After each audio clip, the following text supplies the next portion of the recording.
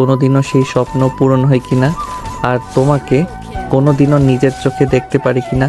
তবে হ্যাঁ, তোমাকে একটা কথা বলার ছিল। আমি তোমায় সত্যি ভালোবাসি। তুমি যদি বাস্তবে দেখতে কুৎসিত হও তাও আমার কিছু যায় আসে না। সেটা যখন সামনাসামনি দেখা হবে তখন দেখা যাবে। এখন তাহলে রাখি, আমার অনেক কাজ আছে। তোমার কি এমন কাজ আছে সেটা বলো তো শুনি। আমি তোমাকে যখনই ফোন করি না কেন তুমি একটা না একটা অযথা অজুহাত দেখাও। সবসময় আমাকে এড়িয়ে যাওয়ার বাহানা করো কেন বলো তো? তুমি কি আমায় ভালোবাসো না নাকি? নাকি আমার জায়গায় অন্য কাউকে পেয়ে গেছো? আমাকে এখন আর ভালো লাগে না। একদম বাজে কথা বলবে না বলে দিলাম।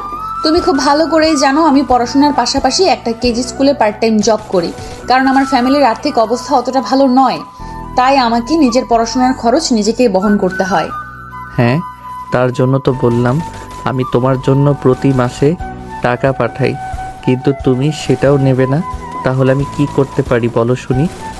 তোমাকে কিছুই করতে হবে না। যদি পারো তাহলে তাড়াতাড়ি নিজেই পড়াশোনাটা শেষ করে ছোট্ট একটা চাকরি নাও আর আমাকে তোমার বাড়িতে নিয়ে যাও। হ্যাঁ, এই তো সবে ইন্টার সেকেন্ড ইয়ারে পড়ি, এখনও পড়াশোনা শেষ করতে কতদিন বাকি? এতদিন তুমি আমার জন্য অপেক্ষা করবে আমার তো মনে হয় না।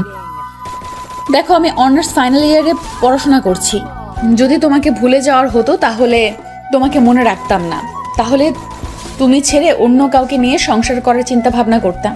কিন্তু আমি সত্যিই তোমায় ভালোবাসি, আর সেটার প্রমাণ দেওয়ার জন্য যদি আমাকে 10 বছর অপেক্ষা করতে হয় আমি তাই করব। কিন্তু একটা কথা মনে রেখো, আমি কোনো দিনও তোমাকে ছেড়ে যাব না। এরপর দুজন আরও বেশ কিছুক্ষণ কথা বলে ফোন রেখে দিল। গল্পে তো অনেক দূর পর্যন্ত চলে এলাম। এবার আপনাদের কাছে গল্পের নায়ক নায়িকার পরিচয়টা দিয়ে দেওয়া যাক।